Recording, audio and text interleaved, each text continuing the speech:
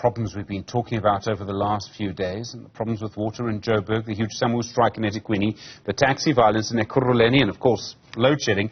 The National Planning Commission has been having a big lekgotla to rally the state to try and improve the situation in our country. A big part of this is the implementation of the National Development Plan towards 2030, so for now, over the next 6 years or so. Professor Tinyiko Maluleke is the Deputy Chair of the National Planning Commission. Professor Maluleke, good afternoon to you, and thank you for your time. You do scenario planning. You look at the direction in which our state is going. What is that scenario planning telling you about where we're going at the moment? Well, Stephen, thank you very much for the opportunity to talk about this. The scenario planning tells us that we have attempted to pursue the plan as best as we can for the past decade at least, but we are by no means anywhere near where we imagined we would be by this time.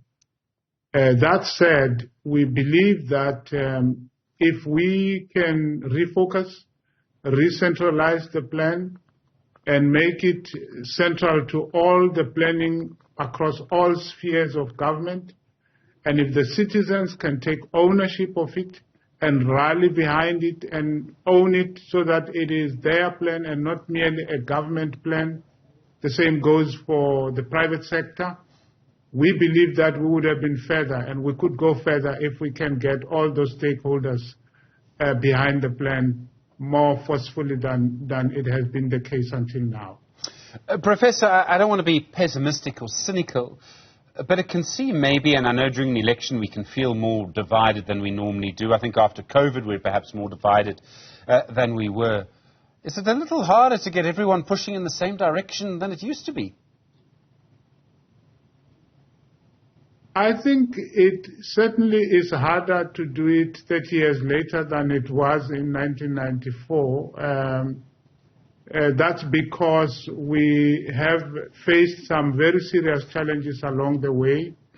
Certainly in the past few years, we've had COVID, we've had corruption, the Zondo Commission, and we have had other problems of implementation within the government system. And that, I think, could be the reason why it looks like we are more divided than ever before. But I think we remain united in the desire for a country with more equity, a country with less poverty, a country with less unemployment. I don't think there's ever been any change in that sense. I think we all want a country that has been promised to us both by Mandela when he started out 30 years ago, but also in the National Development Plan. I mean, there's one thing that I think all humans want. They want a better life for their children. They want their children to have a better life than them. I mean, it's a very powerful rallying call, that sort of human feeling. One of the things that we need to do is to invest in infrastructure, and there's so many discussions around infrastructure at the moment. What kind of planning do we need to do around infrastructure right now? We actually have a few infrastructure projects which the Planning Commission believes could be the tipping point and could actually inspire a lot of hope. We identified these in our call to action, which is a supplement to our 10-year review of the implementation of the NDP. In that call to action, we identified infrastructure projects around water, around energy, and a few other areas.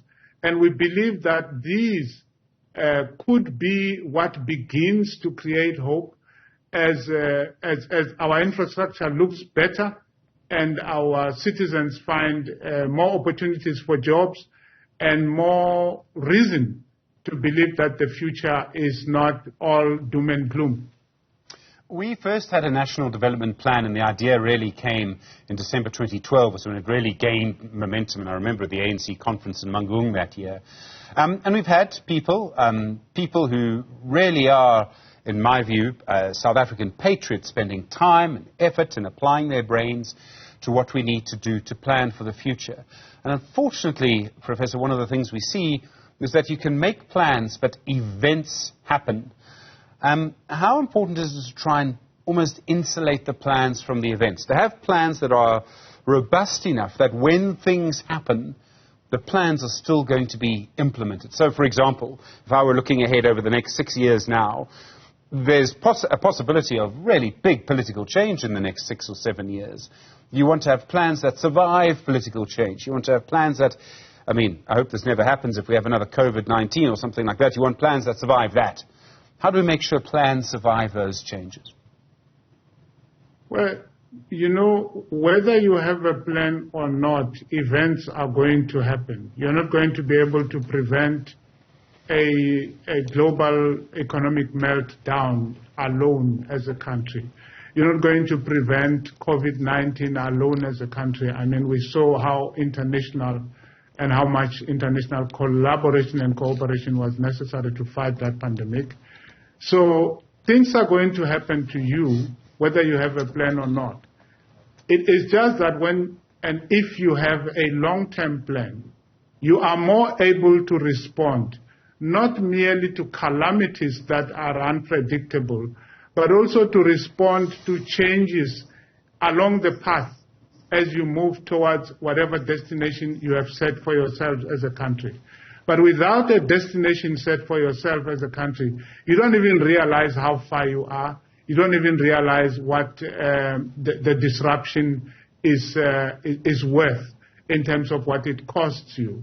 So the difference between countries, in our view, is not whether a country has got more minerals than another or richer than another. It's whether a country has a plan or not, and long-term plan in this case, because countries with long-term plans which remain faithful to them, which come back to them, create course correction if they lose track of the plan, are much more able to deal better with calamity and also to provide for their citizens.